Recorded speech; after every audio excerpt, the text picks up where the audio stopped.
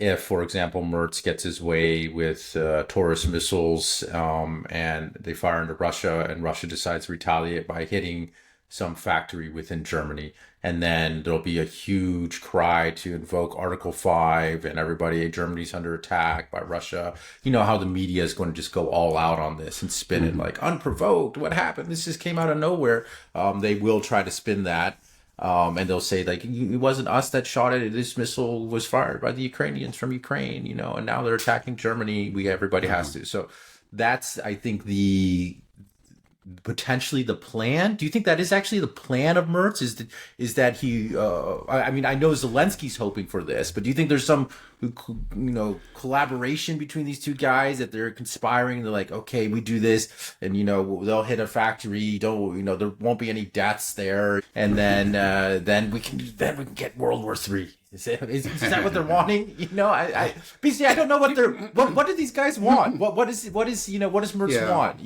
Like. Well, I yeah, I guess there are like two different ways. Is it evil or is it stupid?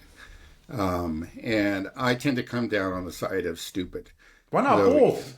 yeah, well, it could be both, of course. Well, it's stupid and evil. I guess rather, are they cunningly evil or are they stupidly evil? Maybe that's the way I should put it. And I come down on the side of the stupidly. But, though I just, this is just an aside, but I look at Mertz and he looks like some sort of Nazi villain that typecast for some Hollywood movie. He Right, really with the does. glasses too. Right. Yeah, right. Yeah. Yeah, right. Right. But it seems to me that I really believe, it seems incredible, but that these people really don't understand what's going on, and that they are the victims of their own propaganda and Ukrainian propaganda. They just bought into it so deeply, that they that explains that the positions that they're staking. It explains their actions. I know just with reference to the Taurus, he didn't actually use the word Taurus, but everybody kind of assumes that that's what he's talking about. And he used the very same language that Biden and his people used. It's just, again, it's like the Russians are striking these targets deep in Ukraine. It's just unfair. Of course, the Ukrainians need to be able to strike back. And of course, they're not dealing with the problem that, you have to have Germans actually strike back. They don't talk about that. But he's using the very same arguments, and he might actually really believe them. Then he really thinks it's going to make a difference. This is the reason that the Ukrainians are losing the war is that, we put these constraints on them, and the Russians can pummel them, but the Ukrainians can't pummel the Russians in return. If we do that, we're going to even things up, and the Russians are going to be forced to come to the negotiating table. That's the kind of language that they've always used, really, for the last 2 or 3 years.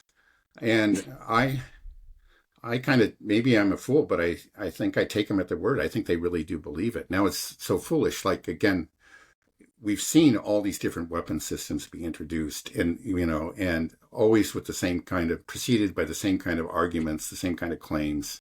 And you would think at some point that they've just learned this is not working. But here we have Mertz, saying the same things all over again.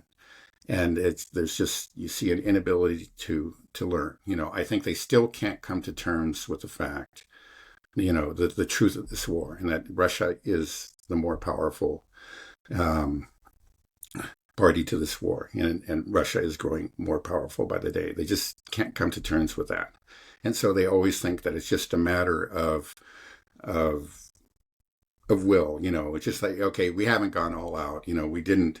We've placed these constraints on ourselves and on the Ukrainians, and that can be the only problem, because of course we are the more powerful people, and so if we stop placing these silly constraints upon ourselves, then we'll see the outcome that we always knew we would see. The Russians will collapse.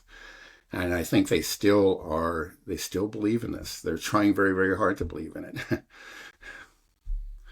It's crazy. You know who Mertz reminds me of? I was just thinking the Nazi in Raiders of the Lost Ark, Indiana Jones, that gets his face melted with the glasses. Yeah, right. Yeah, I And thought I he, saw that face somewhere before. yeah, right. I was like, hey, that's kind of Mertzy. Well, Mertz's his plan with the Taurus, I'm hearing he's trying to find some kind of like legal loophole by saying that they're going to help Ukraine develop long range missile capabilities. Have you heard that? Like Yeah, I that's the have. plan. So Right. basically, what do you think that? First of all, I don't think that's going to fly with the Russians. I mean, well, what does that mean that they're going to send the Taurus missile there and then have Ukraine slap a decal on it and said, "You did it. You know, you guys Yeah, got it." okay, he didn't actually say Taurus missiles. Yeah, but just Actually, an here, example. But okay, right. What he was talking about developing a longer range missile. The Taurus can fly 500 kilometers, which is farther than the ATACMS and the Storm Shadows and the Scout missiles. But he was talking about, I think, 1,500 kilometer missile, something with a significantly longer range. And he said that it would be developed and produced within Ukraine. And I don't know why he thinks that can happen. It's not like the Russians are going to stand by and say, oh, watch while it's developed and then produced in Ukraine. That, clearly they can strike, any part of Ukraine. And at this point, without impunity, there's the Ukrainian air defenses have been degraded to such a degree that there's just little, well, basically nothing to prevent them from destroying, any research center or a factory. And so why does he think? Does he really believe that, or is that just something? It's just feel good talk? He's just trying to, something that he can say to his people back home, look what I'm doing for Ukraine. Not that his people are really all that supportive of Ukraine, not to the extent that he is, but clearly he is. Again, it's funny. These leaders, I think, we're looking at Keir Starmer, Macron, Mertz. All of them are very unpopular, but all of them have gone all in. Are have devoted an inordinate amount of time to Project Ukraine. And it's not, you can't explain it in terms of, electoral politics, because it's not a popular move within these countries. We've seen that. But I think it's just something that really attracts these people, these personalities, these people that have risen to the top in these countries. It's a chance to be what they've always wanted to be, to be, to command, to be Hitler. yeah, maybe not to be Hitler, but but it's just a rise above the give and take of domestic politics. It's very messy, and you never get your way. You've always got to compromise and negotiate. But here you can be the commander in chief. That's who you are, and you can and there's a chance. I guess it's just the idea that that I'm the one that stopped the Russians. I'll go down in history. There'll be statues to me. There won't be a statue to me if I managed to pass this, let's say, bill to increase funding for transportation. Maybe that will actually improve the lives of my people, but there will never be a statue raised for me if for that reason. But if I can stop the Russian army, my name will be in the history books. There will be a statue to me. I think that there is something that that appeals to them at a really deep level and explains really their irrational behavior. Even though clearly it's really against their own interests domestically, but it's something that they gravitate towards.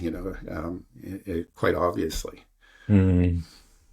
Yeah, poor Germany. It seems like they're just on the wrong side of history, at least in the past 100 years.